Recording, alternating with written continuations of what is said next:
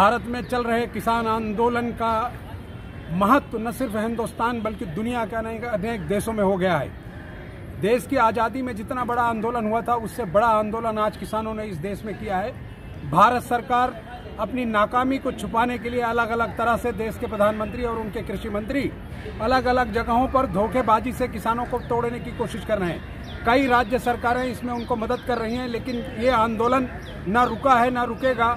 देश की तमाम अलग अलग पार्टियां आज इस आंदोलन में उनको मदद कर रही हैं, क्योंकि किसानों की सारी मांगें बिल्कुल जायज़ हैं। जिस तरह से संसद में उन्होंने धोखेबाजी से कोविड-19 का फायदा उठाकर इन कानूनों को लागू किया, उसी तरीके से आज धोखे से उनके आंदोलन को तोड़ने की कोशिश हो रही है। लेकिन देश जानता है, दुनिया के लोग जानते हैं कि सिख कम्युनिटी कभी भी पीछे नहीं रहती, हमेशा सीना आगे करके चलती है।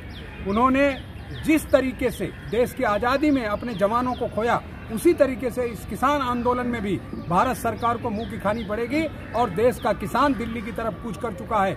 20 लाख से ज़्यादा किसान आज दिल्ली के बॉर्डर पर हैं और हर तरफ से आने वाली चीज़ों को वो रोक रहे हैं, क्योंकि इसका आंदोलन से न सिर्फ किसानों का बल्कि देश के उन तमाम छोटे छोटे लोगों का जो छोटे कारोबार करते हैं, वो लोग जिनके पास कम पैसे हैं खाने पीने की, जिनकी सैलरीज बहुत कम है, उनको इस कानून के नफाद से और इस कानून के लागू होने से बहुत बड़ा नुकसान होगा। हिंदुस्तान आज भी गरीबी रेखा के नीचे जीता है।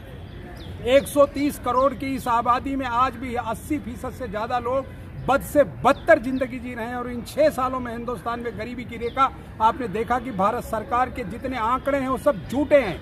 इसलिए आज भी इस देश के प्रधानमंत्री को एक मौका है, केंद्र की सरकार को एक मौका है कि किसानों की बात को मान ले और देश में ये तीनों काले कानून जो है उन्हें वापस ले और देश के लोगों को राहत दे, जिससे आम आदमी को जो तकलीफें हो रही हैं उससे वो बचे। अगर ये इसी तरह की मोदी की हट धर्मिता रहेगी तो ये दिन दूर नहीं जब हिंदुस्तान की कृषि भी बर्बाद हो जाएगी। जिस तरह से देश की इकोनॉमी तबाह हो गई, जिस तरह से दूसरे सेक्टर बर्बाद हो गए, उसी तरीके से इस सेक्टर का भी यही हाल होगा।